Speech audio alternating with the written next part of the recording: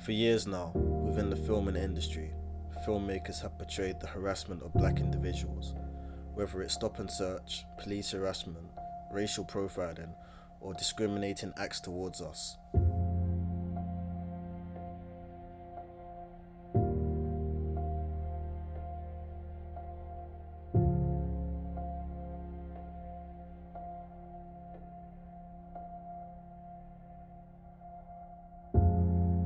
Just because you haven't seen a film about police brutality made from the UK doesn't mean it doesn't happen here. We have had countless murders and unjustified acts towards the black community within the UK.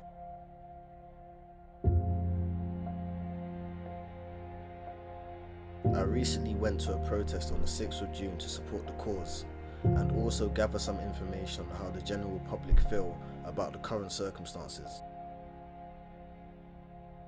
So all my friends are pretty on the same page. I mean, the thing is, like, I don't need black friends, I don't know any black people. Like, I don't need you to fucking, like, support this cause. Like, you know, it's a fact. Like, you know, it's what it is. Like, I wouldn't have thought that in 2020 we'd have to be doing this again. Like, you would have thought the civil rights movement, it would get sorted out. Obviously not. If you have to do it again, I'll do it again. Like, I'll come here to support everyone, you know? Like, black lives, like, if someone's getting discriminated against, that's not okay. So, if there's Asian dudes, like, I'll be here as well. Like, you know what it is, I'm sure everyone will be here as well. Like, it's what it is, you know? Bust you all upside your mouth and then take you to court and charge you with assault. What kind of democracy is that? What kind of freedom is that? What kind of social or political system is it when a black man has no voice in court? Has nothing on his side other than what the white man. My brothers and sisters, we have to put a stop to this. And it will never be stopped until we stop it ourselves. I hope that we can bring about systemic change. For years now, black people have been at the very bottom of society. And to be honest, all of us are sick of it. All of us are sick of bowing. We're sick of protesting peacefully. And if we don't get change, it's going to manifest in the streets of London, in the streets of New York, in the streets of Accra. So we're here to raise awareness of black racism in America, but also here in the UK. In the UK, it's very covert, it's institutional, and we need to make those changes from the ground up because the leaders aren't listening. Within black cinema, it also shows the systematic racism within our day-to-day lives in the real world and the unfairness of non-equality of the black individual. However, I believe that young Mr. Wade is sincere in his desire to deal with whatever form of judgment this room deems necessary to deliver. Bail is set at $1 million. Your Honor, my client is prepared to post bail.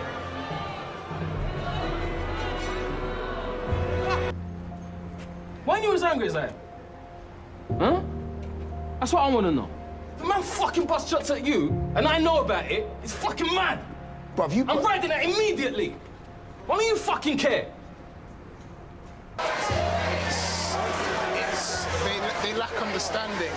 We're not saying all lives, we know all lives matter, but you know, if black lives don't matter, all lives can't matter. It doesn't make sense. By saying all lives matter, you mean black lives matter as well, but what we can see is that black lives don't matter to these individuals. And it's been like that for 400 years. And it's just got to the point where there's only so much talk. Do you know what I mean? We're screaming, we're marching, we're trying to force them to listen. But are you guys listening? Like, that's the question. And it's so disappointing. But I think the one, shining moment is that everyone is here together and people are finally waking up and seeing there's a problem.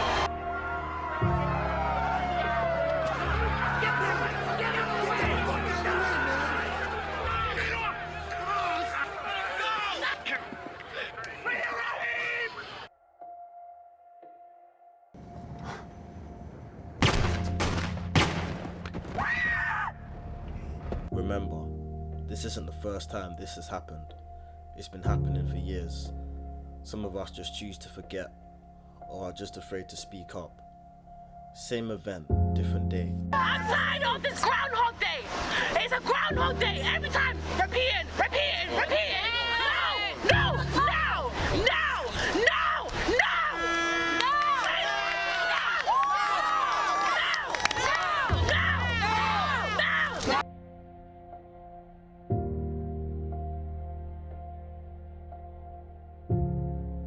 Mark Wadsworth from Grassroots Black Left.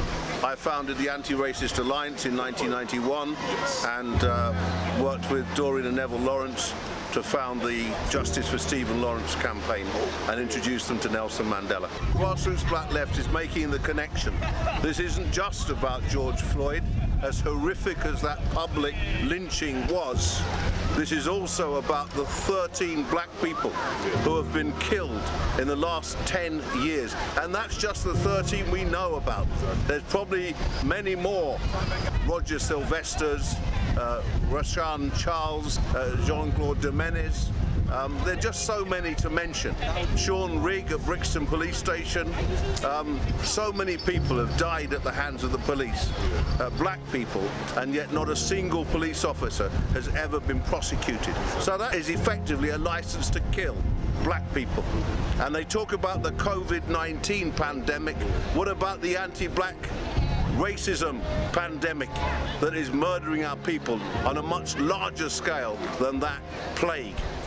And that's why I'm here on the streets as an elder, supporting the young people. I think the energy, the militancy of the young people is fantastic, and more people of my generation should be coming out to support. I'm tired of people being ugly to each other. I'm tired of all the pain I feel and hear in the world every day.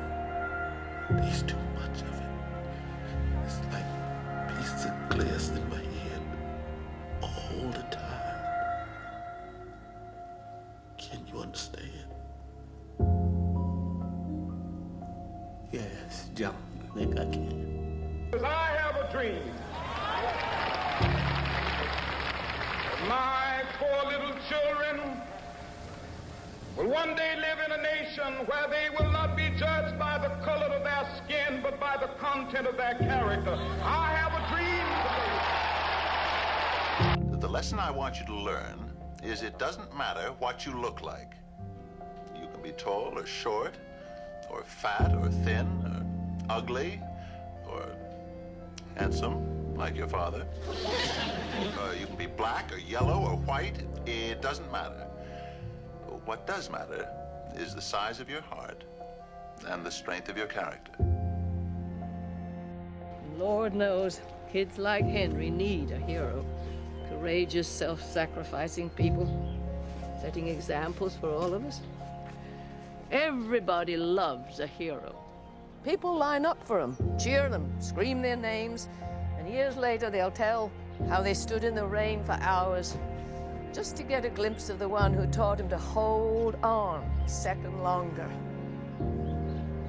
I believe there's a hero in all of us that keeps us honest, gives us strength, makes us noble, and finally allows us to die with pride. So when they died, we cried, simply because we all felt it. We all felt the loss of one of our people. We all felt the loss of every single one of our people that had died within the hands of the police. So when it happened to George, we said no more.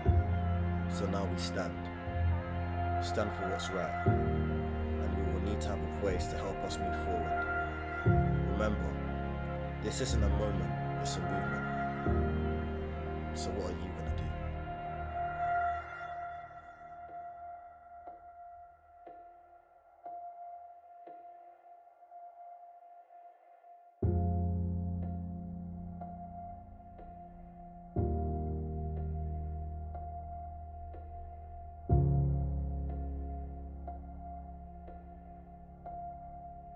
How many summers like this one do you imagine that we can expect?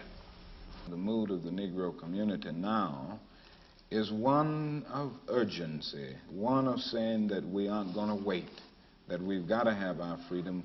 We've waited too long. So that I would say that every summer we are going to have this kind of vigorous protest. My hope is that it will be nonviolent. I would hope that we can avoid riots because riots are self-defeating and socially destructive. I would hope that we can avoid riots, but that we will be as militant and as determined next summer and through the winter as we have been this summer. And I think the answer about how long it will take will depend on the federal government, on the city halls of our various cities, and on white America to a large extent. This is where we are at this point, and I think white America will determine how long it will be and which way we go in the future.